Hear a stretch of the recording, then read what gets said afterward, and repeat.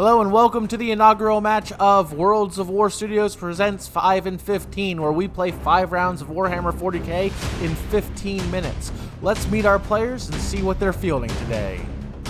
Adam here. Today I'll be playing my Salamanders against these dirty greenskins. It's Chris here, bringing my wall with the Orks, bringing all my Megatrack scrap jets and smasher guns to my first 9th edition game with Orks because the codex released today. Today's mission is battle lines. In battle lines, players deploy 24 inches away from each other along the short edges of the battlefield. We have 4 objectives, 2 in the center no man's land and 1 in each player's deployment zone. For battle lines, the primary objective is take and hold, more commonly known as hold 1, hold 2, hold more. The mission secondary is vital ground, allowing players 2 victory points for each of the no man's land objectives they hold during their command phase, an additional 3 victory points if they hold the objective in their opponent's deployment zone. Secondary objectives Chris has elected to take engage on all fronts, grind them down, and assassination. Meanwhile, Adam has chosen stranglehold, bring it down, and vital ground. Alright guys, so on this match, I won the roll-off to go first. Sometimes that might be losing it to go first. I really kind of wanted to go second on this game with Chris's big force of orcs, not really knowing what to expect from the new codex. Mostly my first turn was kind of just sort of sit and wait for him to come to me. I tried to limit as many firing lanes as possible, which I feel like is kind of important against this really shooty army that Chris brought against me.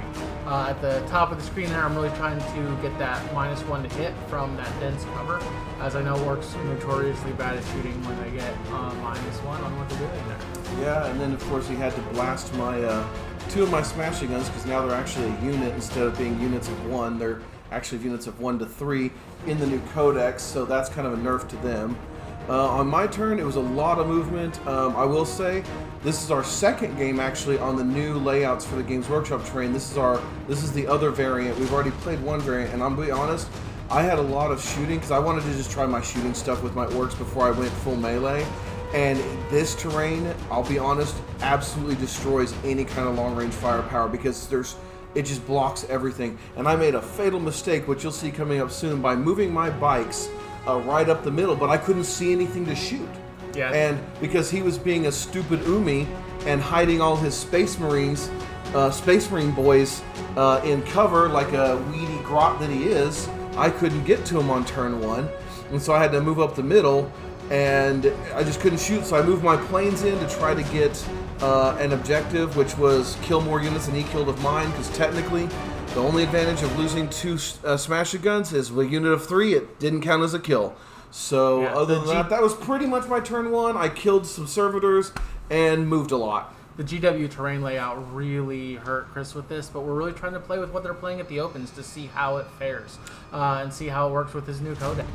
So at the end of turn 1, we can see that Adam has only scored 2 points for Bring It Down, killing 2 of Chris's smasher guns. Meanwhile, Chris has scored 2 points for Engage on all fronts and 3 for Grind them down. Let's go on to the next turn and see how things go. Alright, so going into turn 2, Chris has done pretty well at keeping me back on my line. I'm really trying to just not get a whole bunch of stuff destroyed by him, take a defensive position. Losing the servitors was kind of hard because that lost me any victory points I was going to get. Which wasn't actually my goal, I just wanted to kill stuff. Yeah, I mean, well, you know, you had the kill more. So trying to get, with Grind them down, trying to get more points than me on that was something that you needed to do, but also knocked me off that objective, which was kind of difficult for me. Those birds put out some good firepower. Yeah, but coming up here is where my hatred of aggressors and flamestorm gauntlets comes to pass.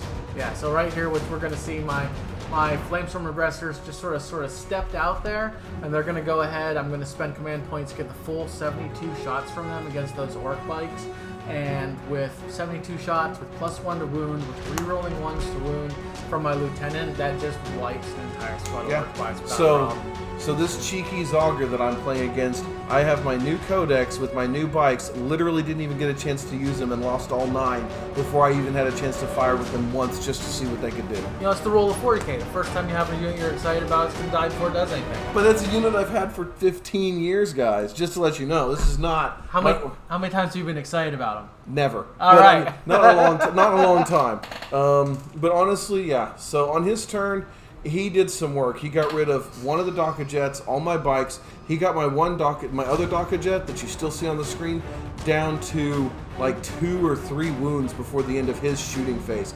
It was disgusting. A lot of that was with those heavy bolt pistols from those Assault Intercessors did a lot of work, and then a lot of chaff shooting going on from the dreadnoughts. Just they get so many shots that they're going to put some damage in somewhere. Too many shots. It's a lot.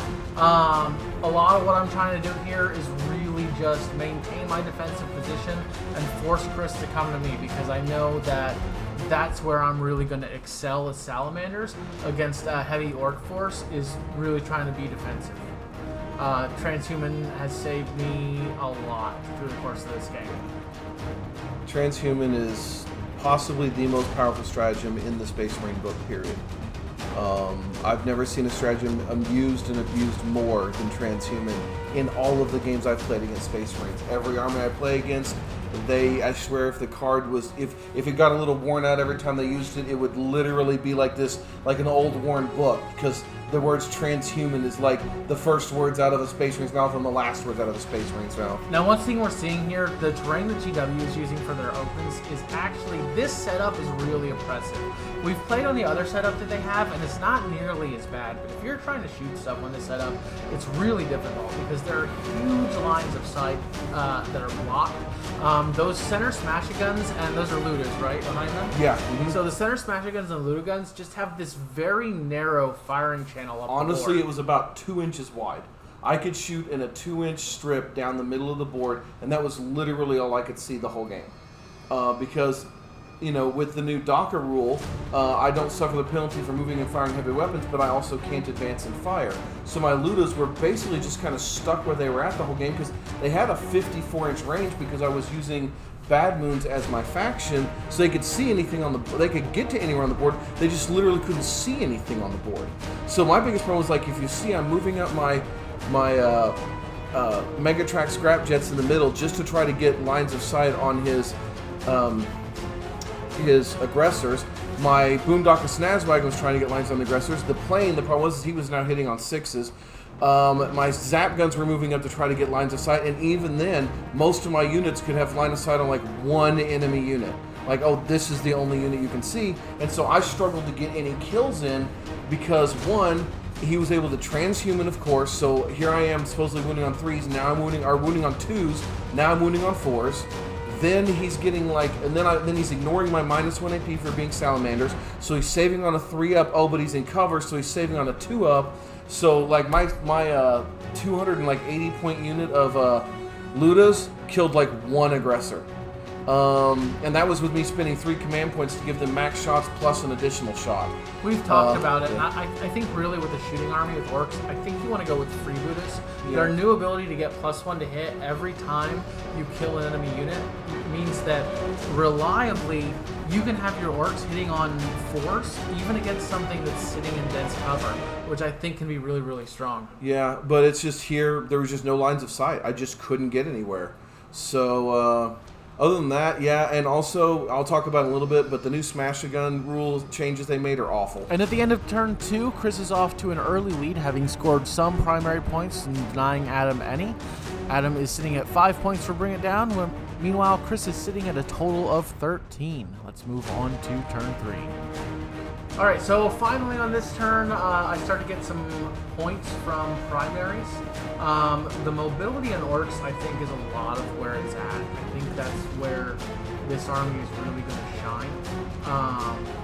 Chris probably could have stayed back a little bit on turn 2 to preserve some of his units from those aggressors. Those aggressors hit really, really hard.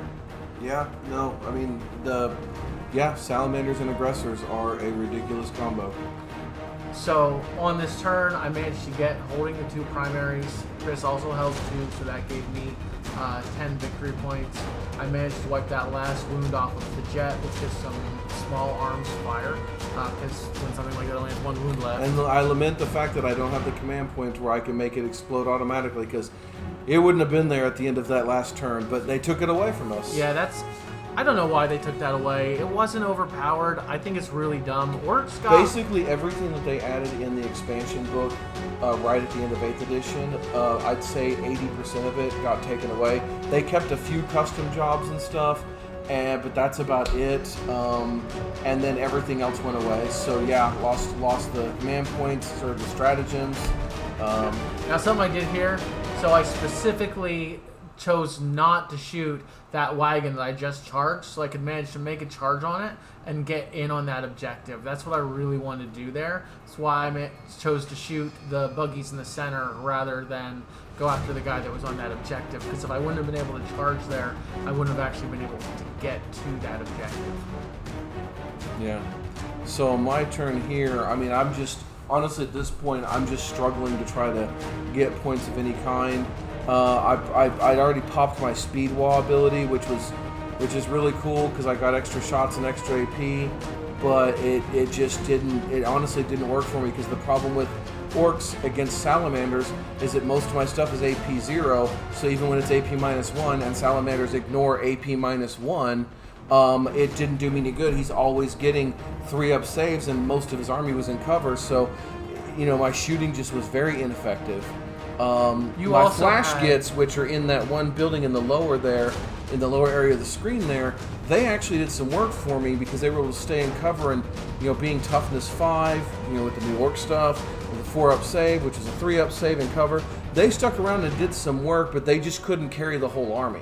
The bad firing lines also hurt you really bad. I mean, that north area for me on that north objective is almost a complete safe zone with the way GW set up this. They basically made it to where you have to go around the whole side of that back building. In his first turn, he eliminated 2 of the 3 smasher guns that were over there, and smasher guns don't have much movement.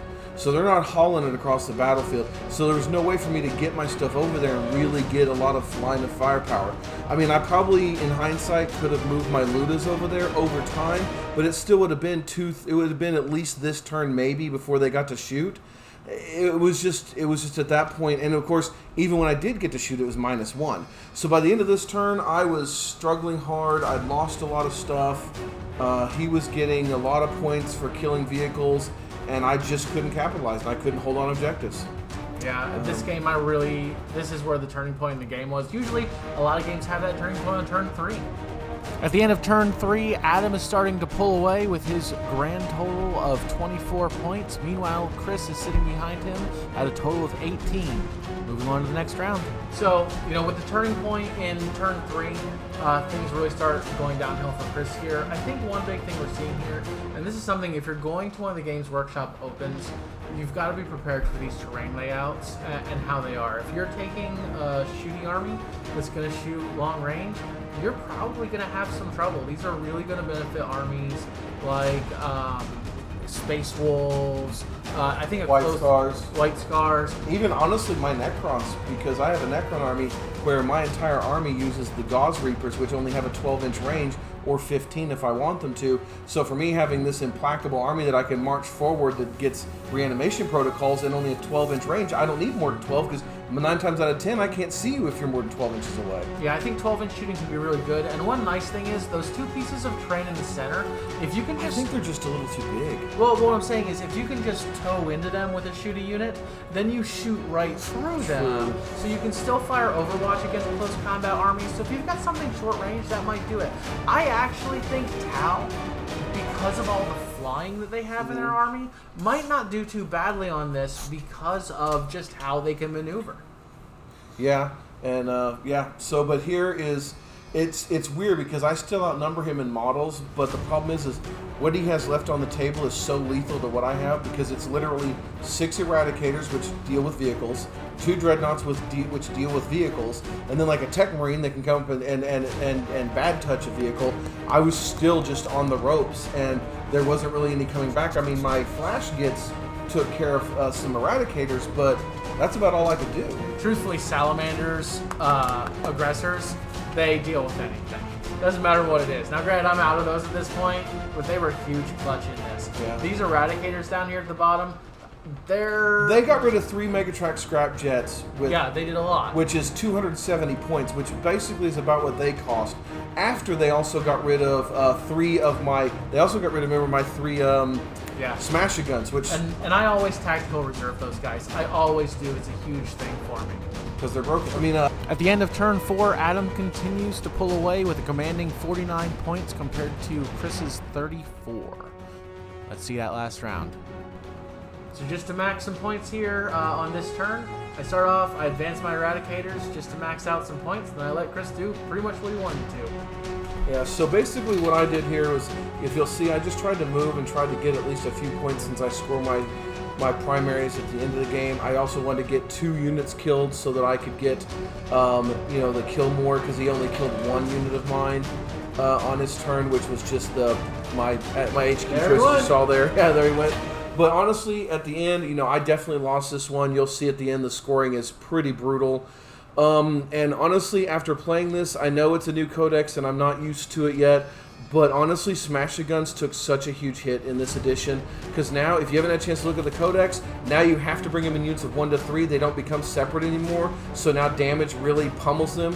They don't get exploding 6s. You can't reroll 1s by taking the Grot faction. And their weapon is now strength 8 instead of 2d6 versus toughness. All of that combined has really watered them down to where that if you want them to do something, you're going to have to either take a different version. Plus, you're limited to 9. They cut their unit size in half. So now you have to take them in units of 3, which hurts them, and you can only take a max 9, which is what I did. And that's our first game with Orks. And that leaves us with a final score of Adam with 72 to Chris's 44. It's been a great game today. Everyone, if you like what you saw here today, please hit like and subscribe and tell a friend. We'd really appreciate it and it'll really help us out. Happy wargaming, everyone.